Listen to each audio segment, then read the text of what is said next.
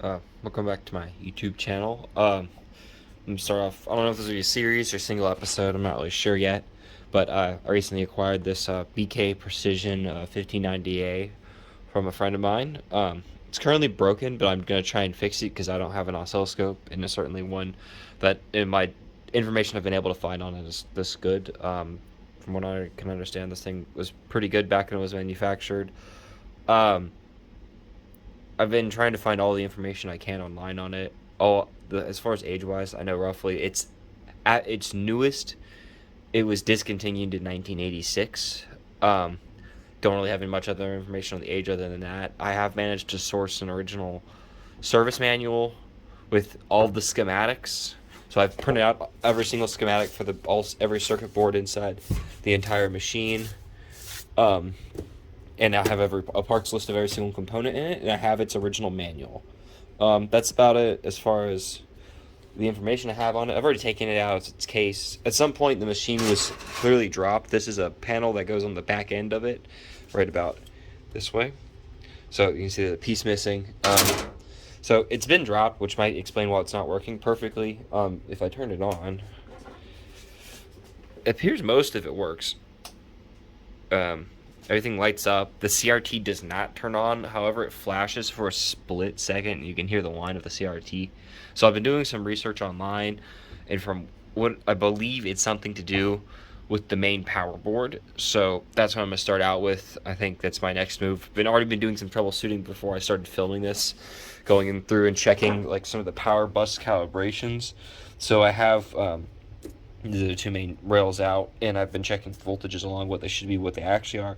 Most of them are pretty accurate. However, most of them are a little off. I would say out of the I don't know 6 or 7 different voltages across this machine, or sorry, 1, 2, yeah. Well, only 2 of them are actually dead on. Most of them are around 0.2 of a volt off. Some of them being up to 0.3 of a volt off. So some of them are kind of off. I'm trying to break it apart and see what I can do to try and fix it. And yeah, and I'm also going to be checking for other circuit board potential damage, like blown caps and something, or just exploded caps that need to be replaced. Because this thing's really old, so there's a solid chance that maybe some caps need to be replaced, and might be why it's not working. Yeah, so other than that, I'm about to start with, I think, discharging the CRT. Watch a couple videos on how to do that, so I'm going to do that now. And then start breaking out the main power board, which is this board right here on the very bottom. I also have this resistor that was soldered in here. I don't know if this is factory or not. There is this trace that it normally is that's scratched off. So I'm assuming it's aftermarket. Not really sure. I went ahead. There was one on it, but it was kind of damaged, so I replaced it just to see. It was a 100k ohm, just to see if that was the issue. It was not. So I still don't know. Obviously, I replaced with the one that was there, so I don't know if it was factory or not. So that's why I want to take this board out. So my plan is, it's screwed in here. I think I can just pull it out from the bottom. We'll see about that. I really don't know. I really don't want to have to tear the whole thing from CRT, rip everything from the top out. I hopefully you can go in. Alright, so I've managed to discharge the CRT. The anode cap is literally buried deep in here, so it's actually insanely annoying to get up to. So it's not too bad to actually get the screwdriver in there to ground it. So grounding, how you ground it basically is, because the CRT is a giant capacitor essentially, is you just tie a wire to the chassis, which is grounded to the tube, and then you short through a wire to the screwdriver. You stick it under a little rubber cap that's buried down in there. We'll see it, I don't know. Yeah, you can see the cap on the right there.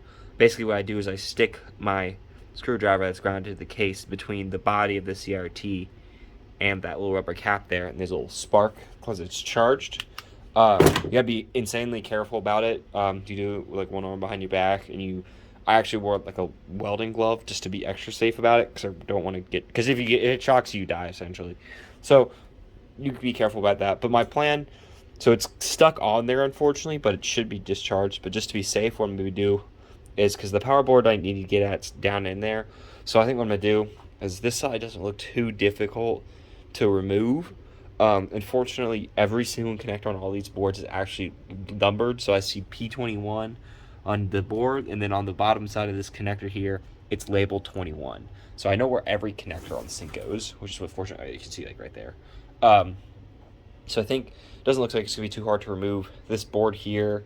I might be able to get around the circuitry here and then remove, because the body, basically it's a body, these two side pieces here, and the rear. Remove this side piece here, and then I can flex this thin metal shield, and I should be able to pop that anode off. And then I should be able to get my board easier. I think I'll have to remove the CRT, and I'll just get it top down view. So I guess I'm doing the amount of work anyway I was hoping to avoid. But if anything, I get a better look at all the boards and just can ensure I'm not missing any caps that need to be replaced. So that's my next plan of action. Is going to be starting to tear out this board. And yeah. Alright, so I have mostly disassembled the whole thing. My plan to remove this thing, I kind of just decided that was, once I started getting at it, I got this board out right here. I'm not sure exactly what it is. I can tell you in a second. It's two part. It's basically, I'd have to end up taking out so much crap. I'd have to end up taking the CRT out anyway, which was what I was avoiding. So I just ended up doing that. It's not completely disconnected. It's mostly disconnected, so it's kind of sketchy right now, but it's fine. This is the main power supply board right here. So what I've done is I actually happen to have this package of like just assorted capacitors. And what I did was I took out the list of components. Everything on the silk screen is actually labeled, so each capacitor has it labeled along with the direction of that the positive goes, so it's really nice. I just went down it. If I had a matching capacitor, I replaced it. So I'm hoping that fixed the issue. Kind of how I got to this point was I happened to be watching an EE blog video last night on a Tektronix oscilloscope that's about, well, it's at least like 5 years newer. That was like a 1990 model. This one was discontinued in 86, so it's probably older than 86. But basically the problem he had was all the voltages were about right, which is pretty much the same case what I have, but there's something he could measure called jitter. I'm not sure exactly what it is. So something on logic level where basically on his scope the symptoms were very similar. The CRT was not on. It would flash for a second, but it wouldn't turn on, and all of the LEDs would turn on, which is exactly what this scope is doing. So I'm hoping the jitter was basically something like the CPU was getting voltage but couldn't operate. And by recapping a couple capacitors, he could fix that. But he could actually measure the capacitors. I can't. So basically, every capacitor I could replace, I did. So I'm now at the point where I'm going to start reassembling the whole thing, and we'll go back through, well, every capacitor on this board. I have not messed with any other board yet, and I'm hoping I don't have to. But we'll see, and I'm going to reassemble the whole thing and see if the situation's now improved. So that's what I'm going to do now. Alright, I got the whole thing reassembled, and I have it plugged in. I don't have the switch on yet, so I'm gonna turn on the switch, and this will be the first turn on test. I got the whole thing reassembled. Everything should be back where it is. I didn't end up with any extra screws, so that's good. So it's on, or the has power.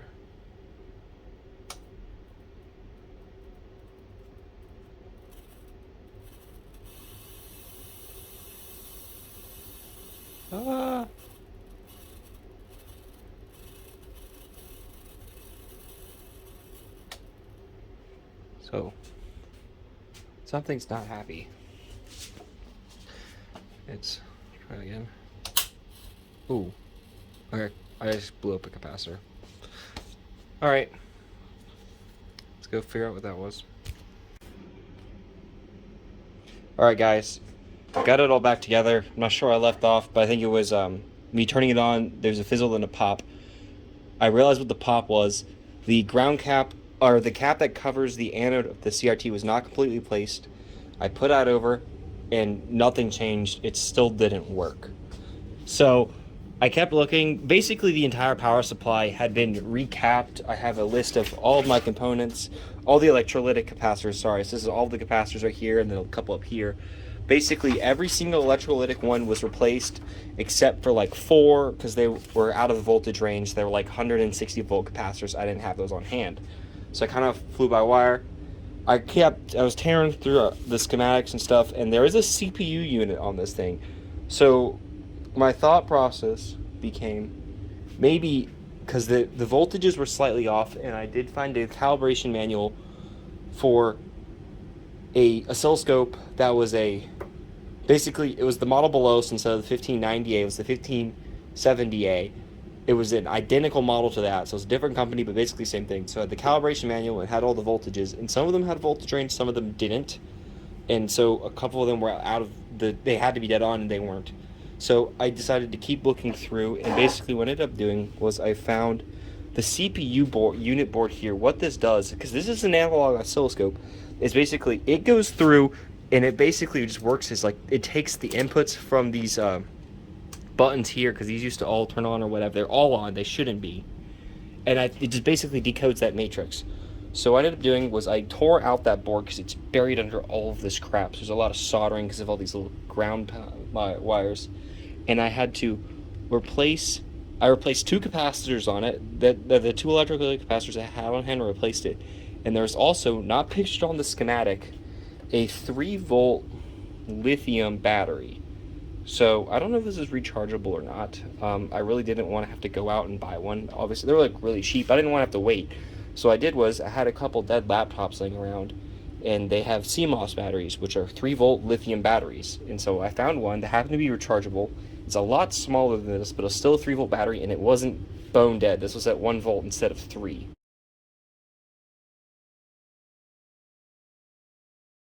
And I don't even know if you can see the board in here without, basically this ribbon cable goes to it. It's buried in there. You can see that white foam, and then the battery's on top of it. So I replaced it, put it all back in, and I fiddled with it a little bit so the beam finds better now. But you can see now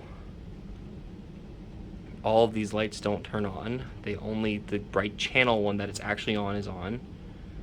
The channel 2, and the beam starts rolling in. So I haven't actually plugged anything into this yet, but now you can clearly see I can switch between channels, so I can actually position this and go to channel 1. So you can see I can flip between channels, and they're the different positions or whatever. I don't know how to use any of this other stuff yet. I have to roll through the manual, but I've actually got it working, and so now I need to go through and calibrate it.